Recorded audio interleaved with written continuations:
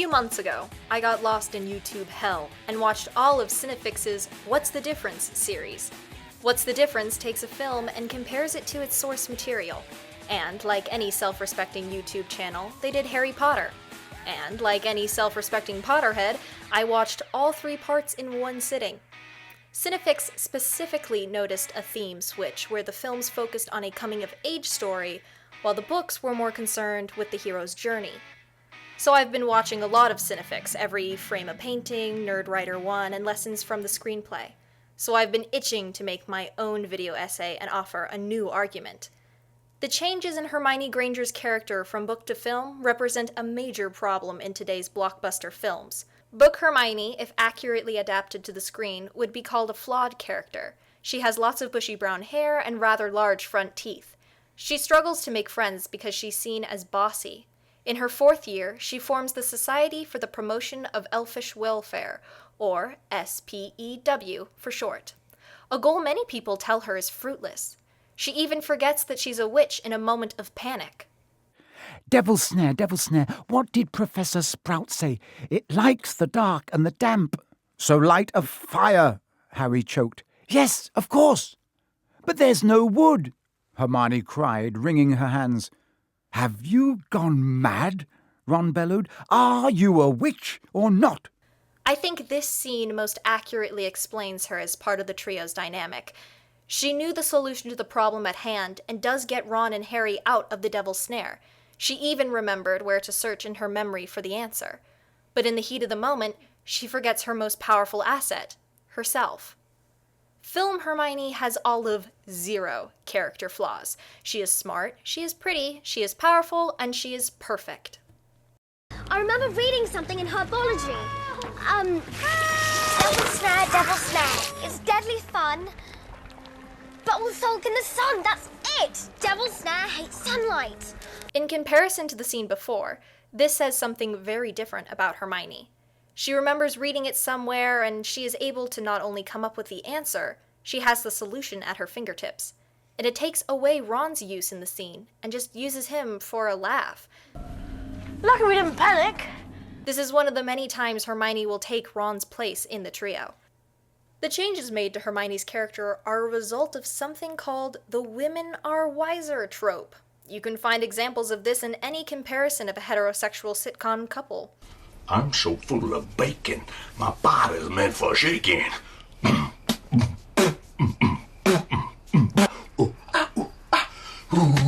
Once again, I have to be embarrassed for the both of us. Yep.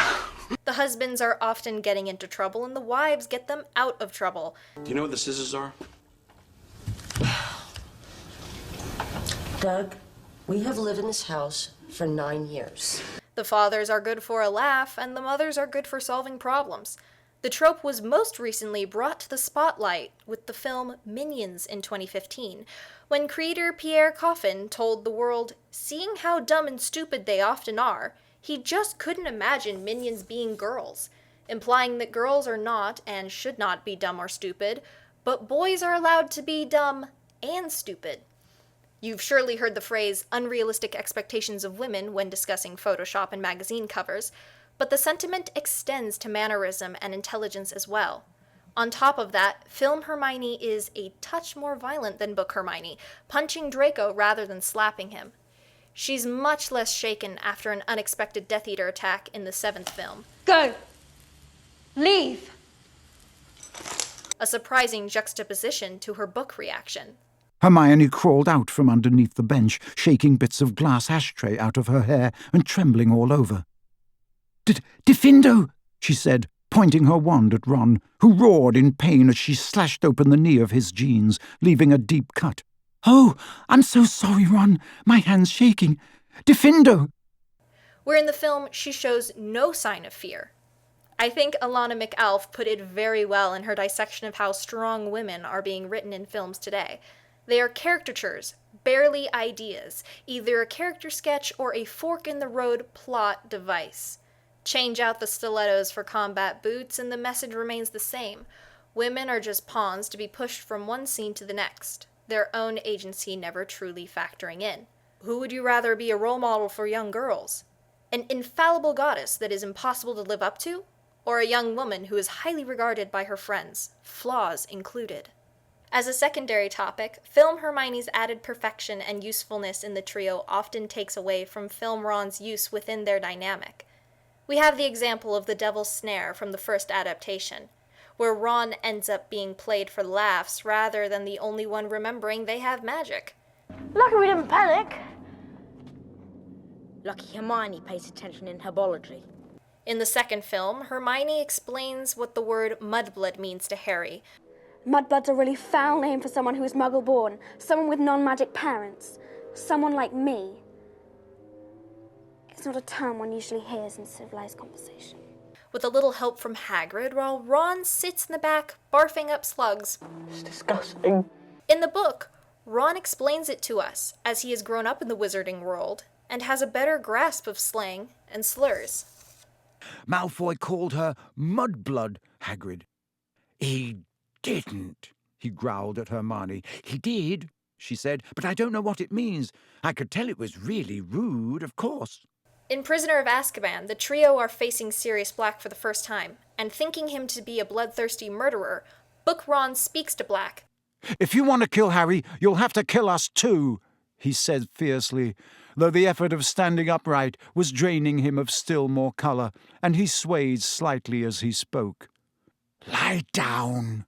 Did you hear me? Ron said weakly, though he was clinging painfully to Harry to stay upright.